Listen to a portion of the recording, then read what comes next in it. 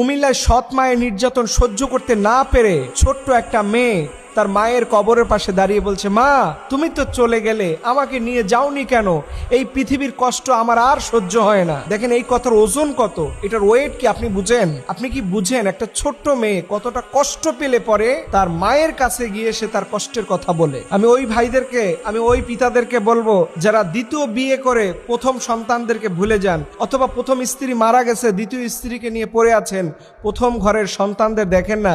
আপনি বাবা হিসাবে রোজ কিয়ামতের দিনে আল্লাহর সামনে আসামির কাঠগড়ায় দাঁড়াবেন 100%। শুধু জন্ম দিয়ে শেষ হয়ে যায় না, একটা সন্তানকে ভরণ পোষণ দেওয়া, খাবার দেওয়া, তাকে নিরাপদ বাসস্থানে রাখা, এটা প্রত্যেকটা পিতার জন্য ফরজ।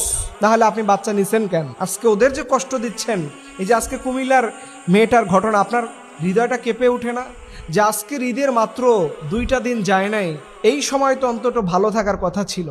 কিন্তু বাস্তবিক অর্থে আমাদের সমাজে এরকম হাজারো মেয়ে আছে, যেটা ফেসবুকে আসে আমরা জানতে পারি, কিন্তু হাজারো এরকম ছোট্ট সোনামণির আছে যারা মা মরে গেলে পরে বুঝতে পারে পৃথিবীটা আসলে কতটা কঠিন। এইরকম বাবা যারা আছেন, আমি আপনাদেরকে হাইলি অনুরোধ করব, এই ছোট্ট সন্তানের প্রতি যদি আপনি অনাচার করেন, জুলুম করেন, অত্যাচার করেন, আপনার এই সন্তানদের প্রতি যদি আপনি অবহেলা করেন, তাকে খাবারে কষ্ট দেন, খোঁজ খবর নেন না, দ্বিতীয় স্ত্রী যা বলে সেটাই শুনে নেন, প্রিয় ভাইরা এটা করতে যাবেন না, আপনার জন্য বিপদ হয়ে যাবে। আজকে আমাদের সমাজের এইগুলো দেখার মতো কেউ নাই। অনেক জায়গায় দেখবেন বাপ দ্বিতীয় বিয়ে করে প্রথম ঘরের সন্তানদের খোঁজ খবর নেয় না।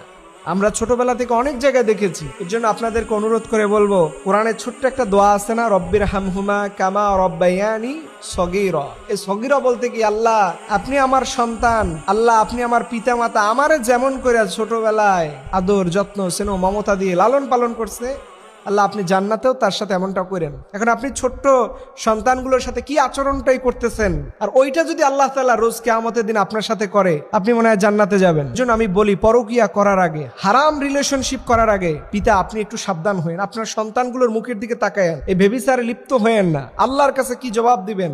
এই ছোট্ট সন্তানগুলো আপনার কারণে ক্ষুধার যন্ত্রণায় নিপীড়ন, কষ্ট, জ্বালা সহ্য করতে করতে ওরা যখন বড় হবে, আল্লাহর কাছে আপনি অবশ্যই অপরাধী হবেন। আর আল্লাহর কাছে যারা অপরাধী হবে তারা কোথায় যাবে আপনি ভালো করেই বুঝতে পারতেছেন। রব্বুল আলামিন যেন প্রত্যেকটা পিতাকে তার সন্তানের প্রতি সঠিক দায়িত্ব পালন করার তৌফিক দান করে। সুবহানাল্লাহ, আমিন।